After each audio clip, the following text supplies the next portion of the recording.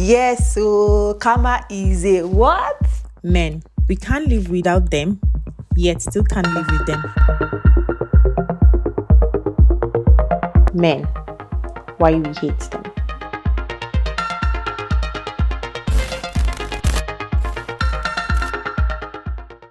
I was thinking about what to do when Sandra suddenly entered, startling us both. I could tell she was surprised to see Nancy sitting in my chair. "What's going on here?" she asked, looking suspiciously at both of us. Nancy cleared her throat in an attempt to reply as she hurriedly stood up from my chair and picked up her bag. "I was just briefing her further on the project," she replied, "but I must take my leave now." Then, walking towards the door, "I'll be back for feedback on our discussion," she called out before walking out and slamming the door behind her. "What was that all about?" Sandra questioned after she was gone. I heaved a huge sigh, contemplating whether to tell her the truth, and finally replied, "It's a long story. I'll tell you about it later." I could tell she wasn't satisfied with my response, but she just shrugged and said it was okay. Nancy sent me an email with Obina's picture later in the day, titling it "In case of future reference." All I could do was shake my head when I saw it. Clearly, she was beyond desperate. I left work early that day before she could come to ask for feedback. I needed to discuss with my mom and hear Nonso's side of the story before finally deciding what to do. That day, when I got home, Mom was sitting glued to the TV, watching the evening news. She didn't even notice when I walked in, or realize that I wasn't my usual bubbly self when I greeted her. "Have you heard the news making rounds about your father?" she asked, barely taking her eyes off the TV. "No, I haven't," I replied.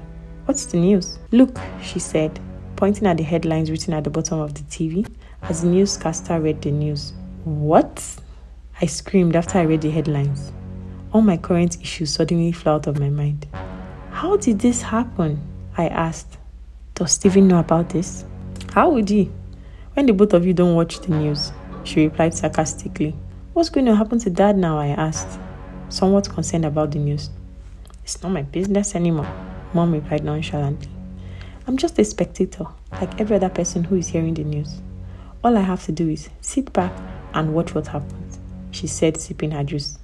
I could tell she was unhappy about the situation, but was trying to act like she didn't care. It was also apparent that she felt vindicated. Poor Dad. His lustful desires had led him into a deadly trap. The funds of his multi-billion naira company had been embezzled, not some or half, all, leaving him in debt and bankrupt.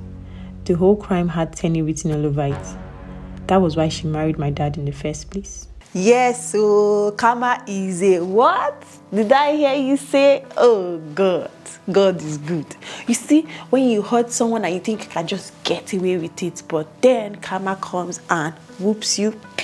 That's what happens when you are wicked to people. 38 years you threw down the line for a small girl. Now what has happened? She has wiped off your money. I don't understand. You actually thought she loved you with your big pot belly and everything.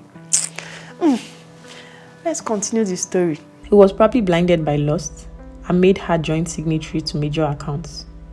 Being the greedy pig she was, she embezzled most of it less than a month after their marriage. The tenant in question had been declared wanted by the police, but was nowhere to be found. She had probably fled the country before Dad could find out. I could only imagine how heartbroken, lonely, and stupid he must have felt, with no family to console him. The poor old man. I was already feeling sorry for him with this new development. There was no way he was going to become governor. I only hoped that his dirty old friends would at least learn from his stupid mistakes. Mom had made up her mind to steer clear of the case. As far as she was concerned, Dad was a stranger and deserved to be treated as such. I just hoped Tenny had not infected him with human immunodeficiency virus, HIV, before leaving for his sake. Because I was pretty positive that they had unprotected sex, and HIV is a sexually transmitted virus, as we all know.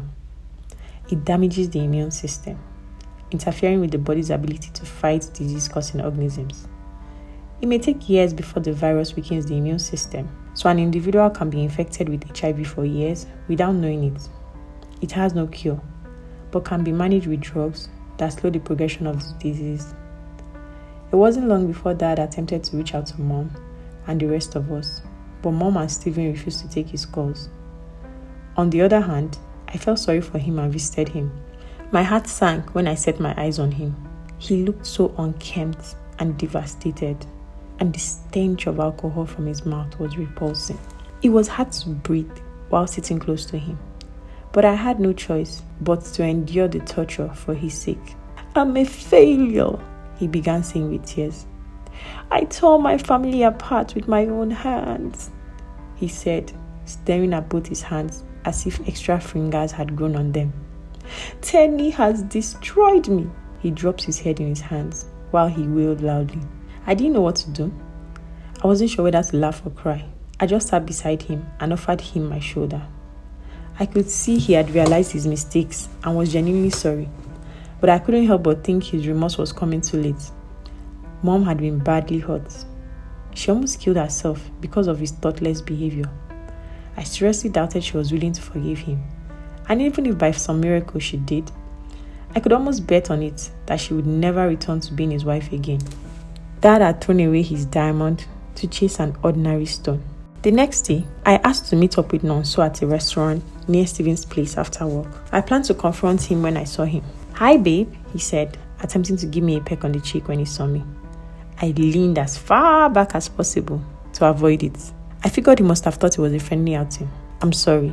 I guess I got a little carried away," he said, sounding genuinely sorry.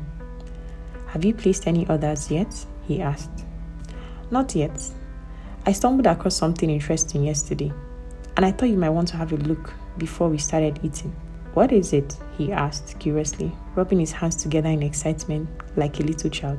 I'm sure he thought we were on some romantic date with many pleasant surprises awaiting him. Little did he know he was in for a shock. "Hold on." I tried to calm him. "I'll show you in a second." I brought out my phone, scrolling through a series of pictures till I finally found Obinna's. Then I dropped it on the table and slid it over to Nonso. "Surprise!" I said sarcastically, waiting to see his reaction. The smile on his face slowly faded when he realized who was staring back at him in the picture. Then he slowly raised his head to look up at me, like he was scared to look at my face. It's not what you think," he stammered. Mr. Nonso, what do you mean by it's not what you think? So what is it? What do you even know that she's thinking?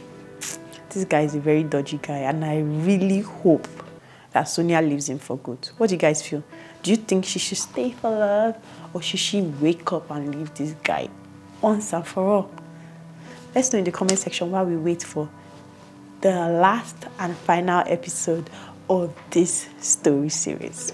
If you're enjoying the story so far and you really don't want to have to wait till the next episode, then there's good news for you. The book is actually available in paperback and ebook format on Amazon and Seller. So you just need to go to Amazon and type in Men Why We Hate Them by Olufemi Idowu, and it will bring up the book, and you get to choose whether you want the ebook, paperback, or the audiobook. For users that don't have access to Amazon, you can download the ebook on seller.co, and you get to read these and many more exciting titles from yours truly.